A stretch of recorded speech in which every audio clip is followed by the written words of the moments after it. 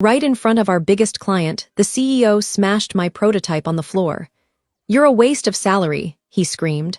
The client turned to me and said, "Can I have your contact details, please?" So I handed him my card. 30 minutes later, the CEO was begging. The crash echoed through the glass-walled conference room like an explosion. For a split second, no one breathed. My prototype, 6 months of late nights, 12 redesigns, and 2 maxed-out credit cards worth of materials lay in jagged pieces across the polished floor. "Garbage," Mr. Huxley, our CEO, spat, his face red with rage. "This is what you've been wasting company resources on. You're a waste of salary, Michelle." The room went still. The client, Mr. Raymond Carter, founder of one of the largest rehabilitation tech companies in the country, watched silently. His expression was unreadable, his hands folded neatly on the table. Around him, our senior engineers and project leads avoided my eyes, their faces pale. I couldn't move. My mind refused to process the scene. The shattered parts, the adaptive joint frame, the carbon fiber exoskeleton, the delicate mechanical pulley, all of it represented me. My effort, my belief, my future, and now it was just debris under Mr. Huxley's shoes. "Sir," I managed, my voice trembling, "you didn't even let me explain the calibration." He cut me off with a wave. "Explain to who? Do you see yourself standing here embarrassing this company in front of our biggest client?" Laughter rippled from one of the executives, a nervous, sycophantic sound. I felt my cheeks burn, but then something happened that I didn't expect. Mr. Carter turned to me calmly, deliberately. His eyes, sharp and observant, studied the scattered pieces, then lifted to meet mine. "May I have your contact details, please?" he asked. The room froze again. Even Huxley blinked. "My contact?" I stammered. "Yes," Carter said, extending a hand. For follow-up, I hesitated only a second before pulling one of my personal cards from my notebook. My hands were shaking. I handed it to him directly, watching as he slipped it into his jacket pocket with quiet precision. Huxley forced a smile. "Mr. Carter, don't worry. We'll have a real team start from scratch. Michelle's little experiments don't represent our company's standards." Carter's eyes never left mine. "I see," he said evenly. "Then I'll be in touch." That was it. He stood, shook hands mechanically with the others, and walked out. The door closed behind him with a soft click that sounded to me like the end of everything. Huxley turned on me instantly. "Clean this up," he barked. "And Michelle, take the rest of the day off. HR will schedule your reassignment." Reassignment. I knew what that meant. A demotion or worse, being quietly pushed out. I knelt down, my throat tightening as I picked up the broken fragments of my work. Each piece cut into my palms. Tiny reminders of every hour I'd believed I was building something meaningful. "Leave it," Huxley snapped. "Maintenance will handle it." "These are custom parts," I whispered. He smirked for a custom failure. Then he walked away. When the room emptied, I stayed on my knees, staring at the mess. For a long time, all I could hear was the faint hum of the AC and the echo of my heartbeat. This wasn't supposed to happen. My design, a fully mechanical mobility assist frame, didn't rely on power or software. It could have worked anywhere. In hospitals, in war zones, in remote clinics without electricity. It could have changed lives, and now it is gone. I sat on the floor until the janitor entered with a broom. "You okay, miss?" he asked softly. I nodded, even though I wasn't. I gathered the few undamaged pieces into a small box and walked out without looking back. Outside, the city felt louder than usual. Cars blared. People hurried past, and I stood there, invisible among them, clutching the box like it was the only thing keeping me upright. My phone buzzed. I almost ignored it. Then I saw the name on the screen. Raymond Carter. I froze. "Hello," I answered, trying to steady my voice. "Miss Alvarez," he said, his tone measured. "I'd like to speak further about your design." Privately, my pulse quickened. "I don't understand, Mr. Huxley." "Mr. Huxley," he interrupted, made it clear what he values. "I'm interested in what you built." I gripped the box tighter. "I can't share company property." "I'm not asking for schematics," Carter said. "Just conversation. I believe your concept has potential. Meet me tomorrow, 10 a.m. at my office." No materials, no designs, just ideas. Before I could reply, the line went dead. I stood there in the middle of the street, rain beginning to fall, the box of broken parts pressed against my chest. It wasn't over. It couldn't be over. That night, I laid the salvaged pieces on my kitchen table, each one glinting under the dim light. My hands still shook, but not from fear anymore, from something sharper. Resolved. They had taken my dignity, my recognition, and almost my belief in myself, but not my mind, not my invention. And if Mr. Huxley thought he could destroy me in front of the world, he was about to learn what I was capable of building in the shadows. The next morning, I woke to the gray light of dawn and the sound of rain tapping softly against my window. I hadn't slept much. Every time I closed my eyes, I saw Mr. Huxley's hand smashing my prototype, the pieces flying in slow motion. Then I'd see Mr. Carter's face, calm, thoughtful, unshaken. I almost convinced myself I'd imagined the call, that someone like Raymond Carter wouldn't really be interested in me, an engineer whose career had just imploded in a single meeting. But at 9:58 a.m., I stood outside his company's headquarters, a sleek glass building on the riverfront, clutching my umbrella and trying not to look like someone whose entire life had just fallen apart. The receptionist smiled politely. "Mr. Carter is expecting you, Miss Alvarez, 11th floor." When the elevator doors opened, he was already waiting. No assistants, no formalities, just him. "Michelle," he said, offering a hand. "Thank you for coming." His office overlooked the city. It was minimalist with sketches of prosthetic designs framed along one wall. "I'm not going to waste your time," he began, motioning for me to sit. "Yesterday I saw something that shouldn't have been dismissed. That prototype, you were on to something, a mechanical solution that doesn't rely on power or electronics. You were thinking globally, not just commercially." I hesitated. "Mr. Carter, the design technically belongs to the company. Anything I built while employed is theirs." "Yes," he finished. "I know how these contracts work. I'm not asking for blueprints or proprietary files. I just want to hear what you see when you think about mobility." That question stopped me. Nobody had ever asked it like that before, not my colleagues, not my bosses. I found myself talking about accessibility in rural areas, about how electronic prosthetics fail when batteries die, about how a simple, durable design could restore independence to people who had been left behind by modern tech. Carter listened without interrupting. When I finished, he leaned forward. "I want you to have a space to keep developing this idea independently. My foundation supports engineers who create practical solutions for real-world challenges. We'll provide tools, workshop access, even advisors if you need them. No contracts yet, just a chance to build freely." My instinct was to say no. It sounded too good to be real. "If my company finds out, they won't," he said calmly. "You won't use their data or resources, just your mind." I exhaled slowly.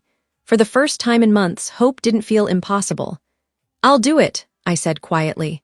That evening, I took the metro across town to a small industrial space Carter had arranged, a shared workshop used by independent engineers and fabricators.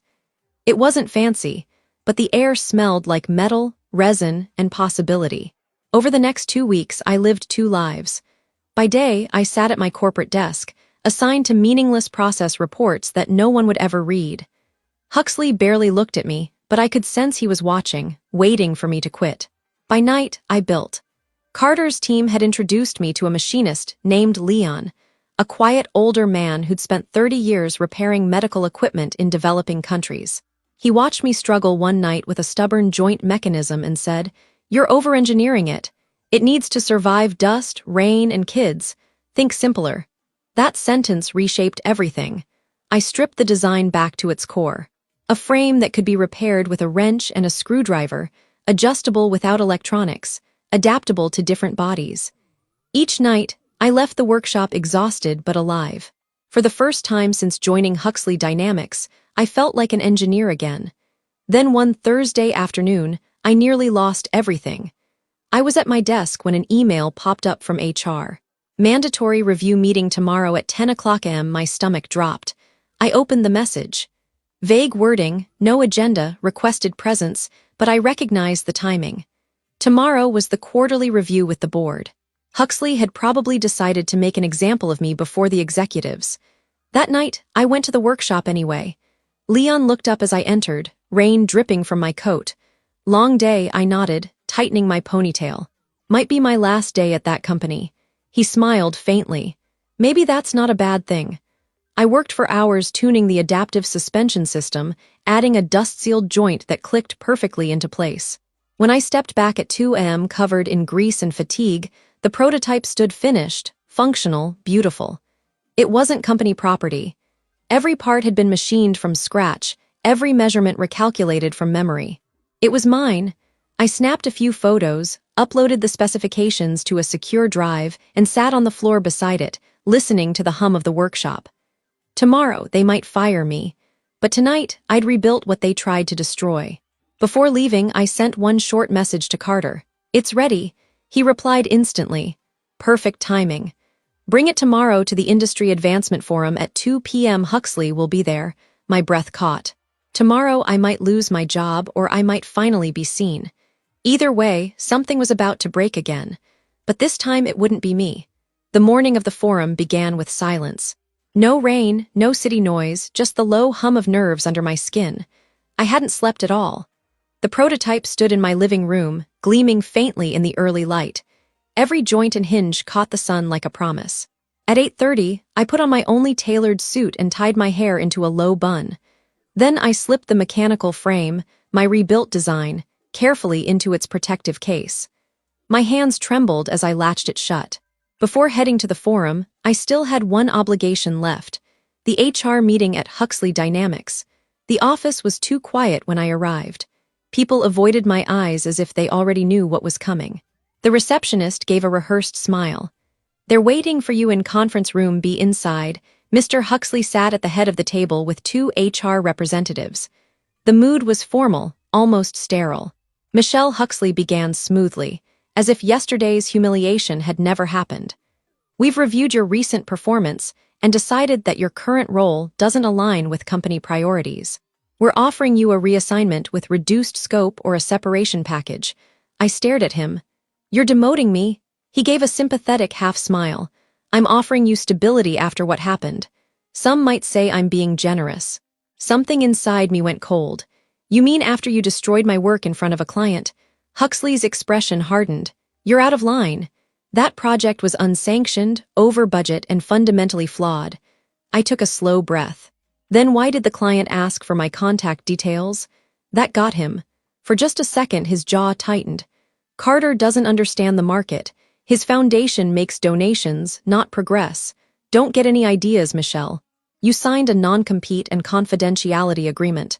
You try anything, and I'll make sure your career ends here." I held his gaze. "You already tried." He didn't like that. His eyes narrowed. "You have until Monday to decide. Reassignment or resignation," I stood. "Thank you for the clarity, sir." Then I left. By the time I reached the industry forum at 1:45 p.m., the tension in my chest had built into a solid weight. The event was held in a sprawling convention center near the harbor. Banners lined the entrance. "Innovation for global accessibility." Inside, the air buzzed with energy. Booths displaying high-end robotics, exoskeleton prototypes, gleaming prosthetic limbs powered by AI. Everything shimmered with screens and electricity. My mechanical design, by contrast, looked almost humble. Mr. Carter met me near the entrance, wearing the same calm expression as always. "You made it," he said. "I almost didn't." "Good thing you did." He smiled faintly. "You're our surprise guest." "What do you mean our? You'll see." He led me through the maze of displays to the main auditorium. At the center stood a small demonstration platform. Engineers, investors, and healthcare leaders filled the seats. On the stage, a host was introducing the afternoon session. When I saw who sat in the front row, my pulse spiked. Mr. Huxley, perfectly composed, chatting with 2 board members. Carter leaned toward me. "He doesn't know you're presenting. Stay calm." Before I could react, the host's voice boomed. "Our next demonstration is from an independent engineer whose approach to mobility may redefine what accessibility means worldwide. Please welcome Michelle Alvarez." For a moment, I couldn't move.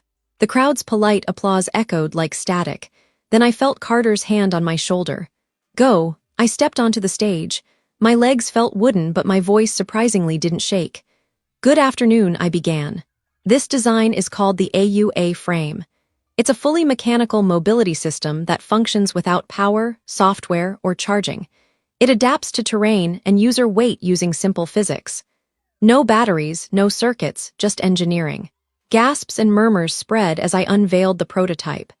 The frame unfolded smoothly, the joints adjusting automatically as I demonstrated. I explained the mechanics, the load distribution, the self-locking joints, the sealed bearings designed for dust resistance. This can be manufactured at 1/3 the cost of electronic models, I said, and maintained anywhere in the world with a wrench and basic tools. I invited a volunteer from the audience, a man using a cane to test it. He hesitated, then stood, curiosity overcoming caution. When he placed his hands on the frame and began to walk, the system adjusted instantly to his stride. The audience leaned forward. The man smiled. "It's effortless," he said softly. A ripple of applause spread through the hall. I caught sight of Huxley's face. Shock first, then fury. After the demonstration, questions poured in. Doctors asked about adaptability, investors about patents. I answered each one steadily, explaining that the design was independent, personally developed, and open to collaboration. When the applause finally died down, Carter joined me on stage. "Thank you, Michelle," he said into the mic.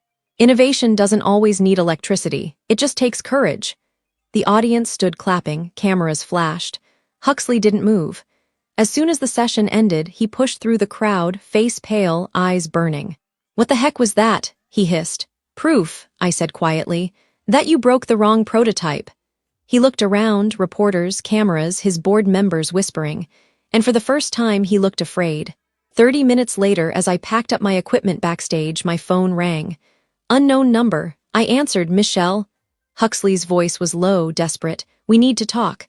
Please don't sign anything with Carter. Come back to the office. I'm begging you." I paused, watching the crowd still buzzing outside. It was strange hearing him beg. And in that moment, I realized the power he'd used to control me had never really been his. It had always been mine. The night after the forum, my phone didn't stop buzzing. Messages from former coworkers, LinkedIn requests, emails from journalists, even old university professors who had seen the demonstration online. It was surreal. But between all the noise, one message stood out. From Mr. Huxley, 11:47 p.m., "We need to meet first thing tomorrow. There are serious legal implications for what you did." I read it twice, my stomach tightening. Legal implications. Of course, he wouldn't go down quietly. By morning, the story had spread across multiple tech news outlets. Independent engineer showcases groundbreaking non-electric mobility frame. My name in the headline, my face in the photos, my prototype front and center. They called it a quiet revolution in assisted technology. And behind those articles, I could feel the growing panic inside Huxley Dynamics. At 9 a.m., my former colleague Priya called. "Michelle, are you okay? Things are insane here. The board called an emergency meeting. Huxley's losing it." I tried to steady my voice. "Did they say why? They're furious. Carter's Foundation contacted them last night, apparently offering partnership talks, but only if you're involved. The board's demanding explanations and Huxley spinning stories faster than ever." I sighed. "Let me guess. He's saying the prototype was company property." "Exactly. But the documentation doesn't match. There's no record of any internal design submission under your name or his. He told people you abandoned the concept months ago." "Of course he did. Be careful, Michelle. He's dangerous when he feels cornered." By 10:30, my email pinged again from the board's secretary. Subject: Attendance requested emergency executive session. 12 p.m. Your presence is requested regarding the Aura frame demonstration and intellectual property inquiry. I stared at the screen. They wanted me there. Carter called moments later. "They'll try to intimidate you," he said evenly. "Keep calm. You have the truth and documentation. That's all you need."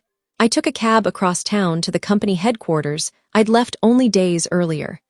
As the elevator climbed, I felt the same knot in my stomach I used to feel before every review meeting. Except this time, the fear was different, sharper, controlled. When the doors opened, 2 security guards escorted me to the executive boardroom. The air inside was heavy. Around the long table sat the board members, the general counsel, and at the far end, Mr. Huxley. His face looked strained, sleepless eyes, forced composure. "Miss Alvarez," the chairwoman began, "thank you for coming on short notice. We have questions about the AUR prototype you presented yesterday." I nodded. Of course. Huxley jumped in immediately. Before we begin, I'd like to clarify that Miss Alvarez's design work was developed during her employment under company resources. Her public presentation was unauthorized and in violation of her contract.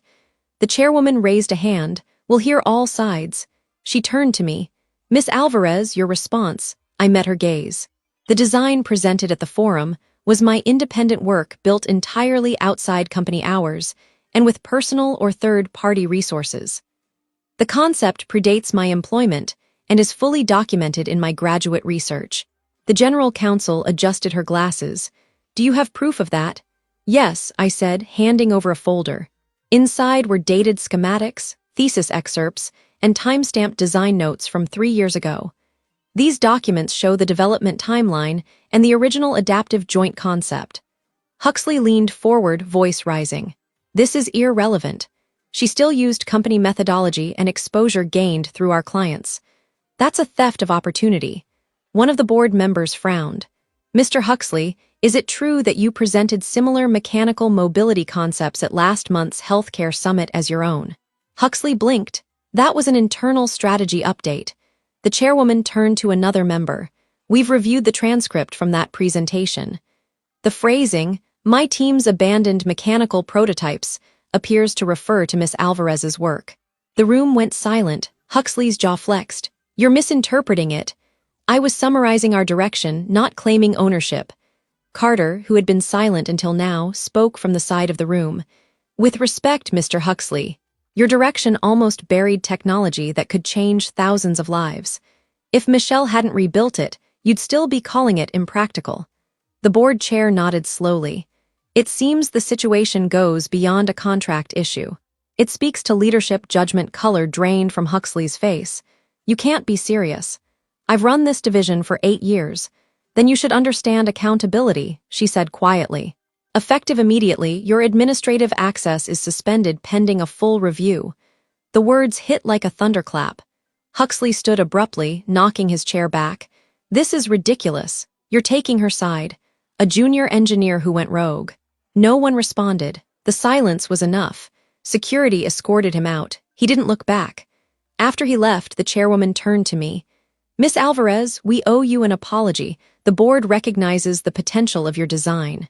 We'd like to discuss forming a new division dedicated to sustainable mechanical mobility under your leadership in partnership with Mr. Carter's foundation. For a moment, I couldn't speak. Everything, the humiliation, the sleepless nights, the shattered prototype crashed back in a wave. I accept, I said finally, my voice steady. Carter smiled faintly. Good, then let's build something that lasts. When the meeting ended, I stepped outside into the afternoon sunlight. The city looked the same, but nothing felt the same.